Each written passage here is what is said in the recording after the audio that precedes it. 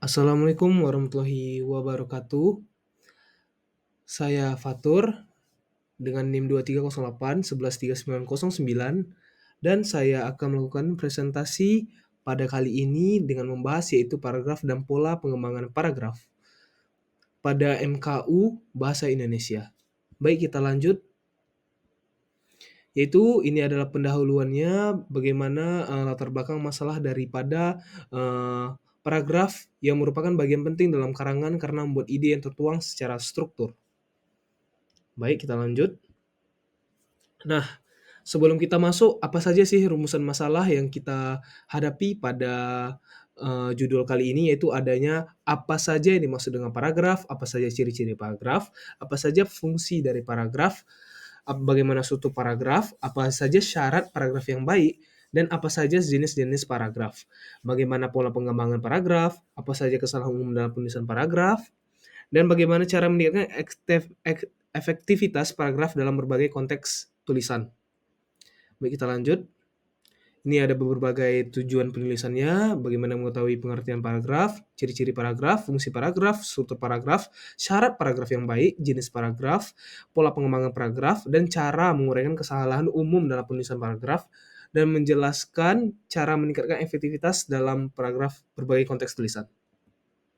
Baik, kita masuk pembahasannya terlebih dahulu, yang dimana itu ada yang pertama yaitu pengertian daripada paragraf, yaitu adalah paragraf adalah seperangkat kalimat yang berhubungan dan digunakan untuk mengembangkan suatu gagasan.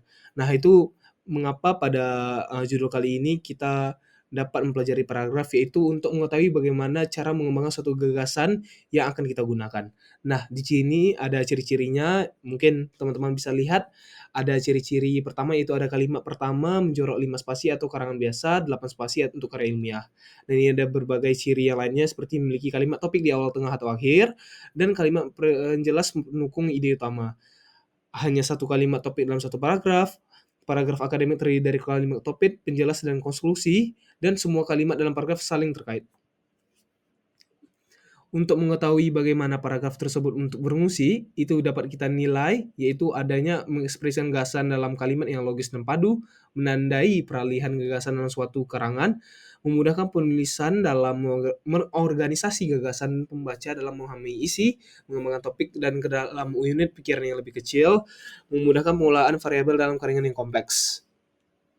Baik, ini ada beberapa strukturnya, yaitu pengembangan kalimat topik dan kalimat penjelas membentuk struktur paragraf.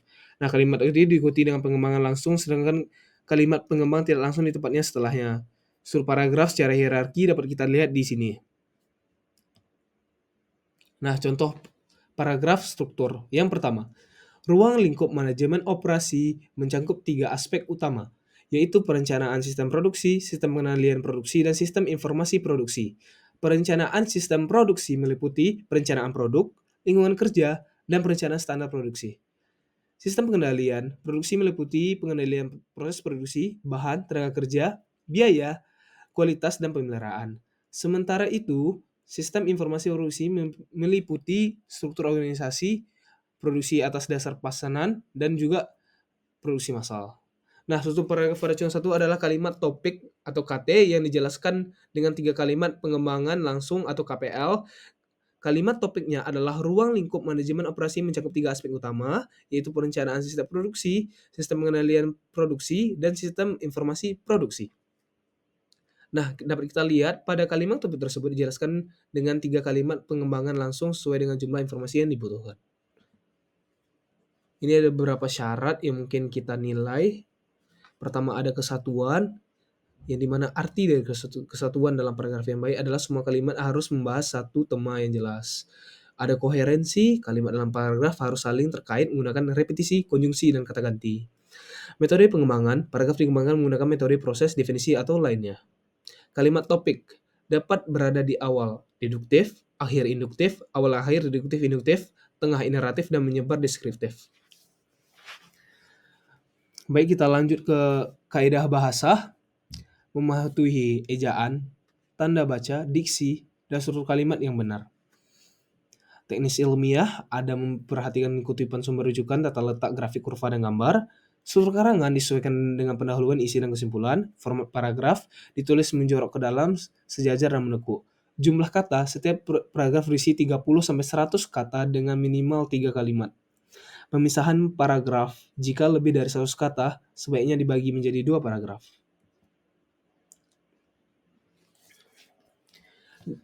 Baik, di sini ada jenis-jenis paragraf. Kita mulai dari pertama, yaitu adalah menurut fungsi dalam karangan. Dapat teman-teman lihat ada paragraf pembuka, paragraf pengumuman, dan paragraf penutup. Pembuka seperti biasa itu menyiapkan pemahaman terhadap topik, yang pengembang itu memperkenalkan di paragraf pembuka dan menguraikan pengembangan dari gagasan utama, dan ketiga itu adalah mengakhiri karangan dengan kesimpulan.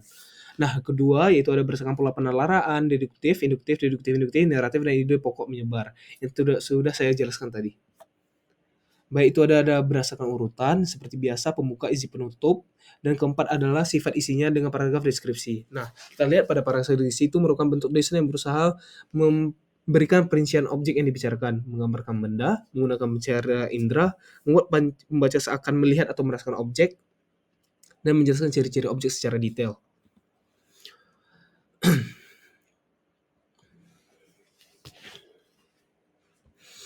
Nah, di sini ada menurut sifat isinya ada paragraf eksposisi, yang dimana paragraf ini bertujuan untuk memberitahui, menghapus dan menguraikan atau menerangkan sesuatu, seperti menjelaskan definisi, gaya penulisan informatif, menyampaikan informasi, dan menjawab pertanyaan apa, siapa, di mana, kapan, mengapa, dan bagaimana. Ada paragraf narasi. Narasi adalah bentuk tulisan yang berusaha menciptakan, mengisahkan, merangkaikan tindak tanduk perbuatan manusia dalam suatu peristiwa. Nah, seperti ada ciri-cirinya seperti narasi ekspositoris yang menyajikan peristiwa secara informatis pembaca agar memahami secara tepat. Sugestif mengisahkan rekan imajinasi, dan novel cerpen dongeng. Argumentasi yaitu dapat melakukan pendapat. Persuasi dapat mengembangkan argumentasi yang bukti dan meyakinkan pembaca. Baik, kita lanjut lagi. Selanjutnya ada pertentangan. Pola pengembangan paragraf. Pertentangan. Pengembangan paragraf dengan cara pertentangan biasanya menggunakan ungkapan-ungkapan seperti berbeda dari bertentangan dengan, sedangkan lain halnya dengan, akan tetapi, dan bertolak belakang dari. Misal, Orde 1998 sampai 2006 kini jauh berbeda dari Orde 1967 sampai 1998. Perbandingan. Paragraf dengan cara perbandingan biasanya menggunakan ungkapan seperti serupa dengan, seperti halnya, demikian juga, sama dengan, sejalan dengan, akan tetapi, sedangkan, dan sementara itu. Contoh,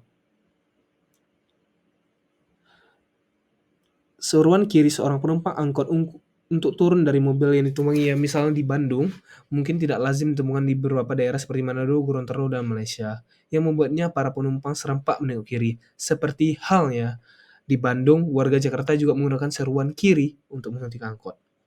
Kita lanjut. Ada analogi, yaitu seperti ungkapan suatu objek yang dijelaskan dengan objek lain memiliki kesamaan atau kemiripan.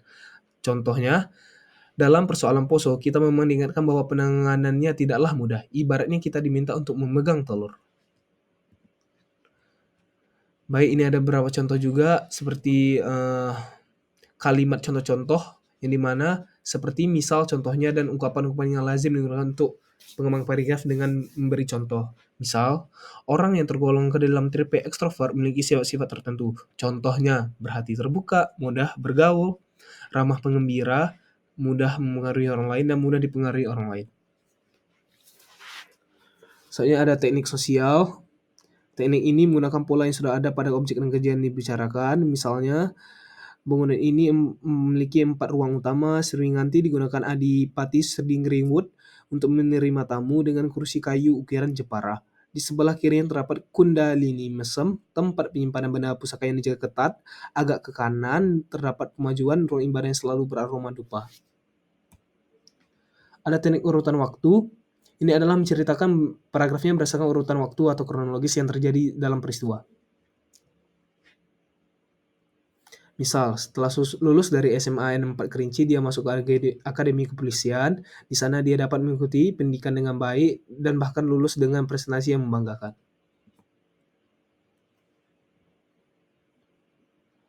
Baik, kita lanjut, adanya pola pengembangan paragraf yaitu teknik klimaks dan anti klimaks, ya di mana kita garis bawahi klimaks adalah gagasan utama diawali dengan gagasan bawahannya yang kurang penting, lalu berkembang hingga yang paling tinggi. Sebaliknya anti klimaks itu dari gagasan tertinggi menuju gagasan yang lebih rendah.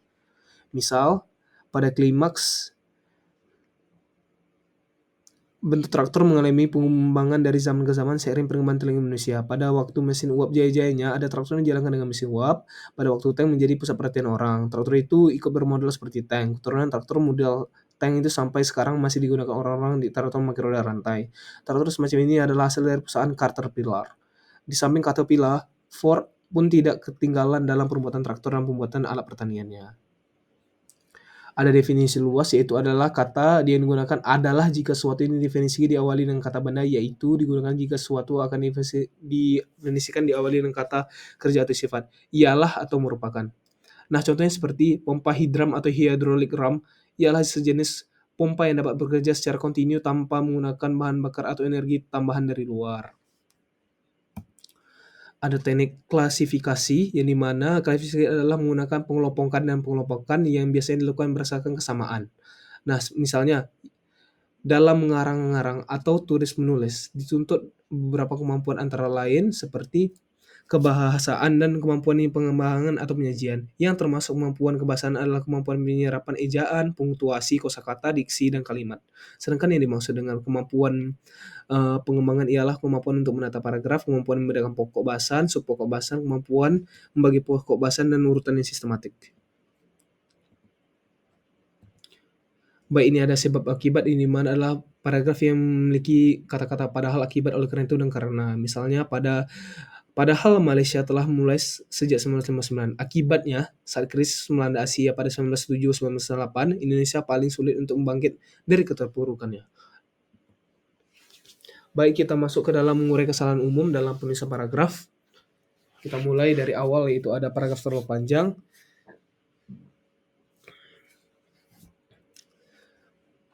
Untuk paragraf terlalu panjang membuat pembaca merasa malas ya, atau lelah dalam kesulitan. Solusinya itu pecah paragraf menjadi bagian dengan setiap paragraf membahas satu ide atau tema.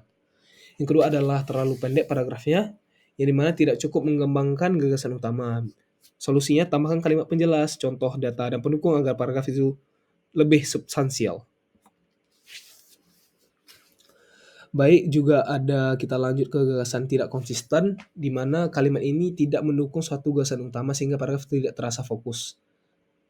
Pastikan setiap kalimat dalam paragraf memiliki hubungan dengan gagasan utama yang dijelaskan di kalimat pertama. Itu adalah solusinya. Yang keempat ada kurangnya kohesi dan koherensi, yaitu di mana kohesi berkaitan dengan hubungan antar kalimat dalam paragraf, sedangkan koherensi memastikan paragraf memiliki alur pemikiran yang logis. Solusinya gunakan kata hubung, transisi yang tepat agar kalimat dalam paragraf saling terhubung dengan baik. Yaitu ada yang kelima, itu tidak ada kalimat utama yang jelas, yaitu membuat pembaca bingung jika tidak ada kalimat utama yang jelas. Jadi solusinya itu kita gunakan kalimat utama yang jelas di awal, tengah, akhir paragraf. Keenam adalah penggunaan kata redundant atau tidak efektif, atau ini adalah sia-sia kata. Ini mana hindari pengulangan kata yang tidak perlu menggunakan sinonim atau kalimat. Yang ketujuh ada menggunakan transisi agar paragraf tidak terputus-putus jika memiliki keterkaitan antara satu sama lain. Solusinya gunakan transisi seperti selain itu, dengan demikian, ataupun sebaliknya.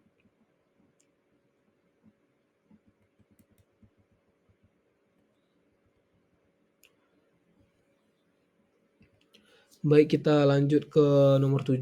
Ada menghindari kalimat yang terlalu kompleks. Kita ketahui itu akan membuat membingung baca, dan di mana jika ada banyak informasi itu akan lebih baik kita pecah menjadi dua dan kalimat yang lebih sederhana. Soalnya adalah mengedit atau merevisi paragraf, yang di mana itu kita seperti menulis, kita baca kembali paragraf dan kejelasan, kohesi, dan koherensi. Nah, minta umpan balik dari orang lain atau gunakan alat bantu seperti grammar checker atau membantu proses revisi. Setelah itu kita akan lihat bagaimana cara menyesuaikan gaya penulisan dengan jenis tulisan. Gaya penulisan harus sesuai dengan konteks tulisan tersebut. Misal pada formal, kita lakukan dengan formal, akademik dengan akademik, jurnalistik dengan jurnal, dan kreatif dengan kreatif yang kita lakukan dalam konteksnya tersebut. Selanjutnya menggunakan paragraf dan meningkatkan daya tarik visual tulisan. Paragraf terlalu panjang terlihat membosankan. Gunakan pemisahan paragraf yang tepat dan memudahkan membaca dalam menyerap informasi. Baik, kita sampai di penghujung daripada pemaparan materi kami, dan di mana ini adalah kesimpulannya dari judul utama, yaitu paragraf adalah satuan terkecil dalam karangan yang tersusun dalam beberapa kalimat terkait secara sistematis untuk membentuk gagasan utama. Struktur paragraf terdiri dari kalimat topik dan kalimat pengembang. Paragraf dapat mengikuti deduktif-induktif atau deduktif-induktif, dan paragraf yang baik harus memiliki satuan, kepaduan, kelengkapan, keruntutan, dan konsistensi agar mudah dipahami. Jenis paragraf diklasifikasikan berdasarkan pola penalaran, seperti deduktif atau gagasan utama di awal, induktif diawali dengan perincian sebelum kesimpulan, dan deduktif-induktif yaitu gabungan keduanya. Sarannya dalam penulisan paragraf yang efektif, penting bagi penulis untuk memperhatikan kesatuan, kepaduan, dan serta kelengkapan isi agar pesan yang disampaikan mudah dipahami dan jelas oleh pembaca. Baiknya daftar pusaka yang kami dapatkan dari sumber.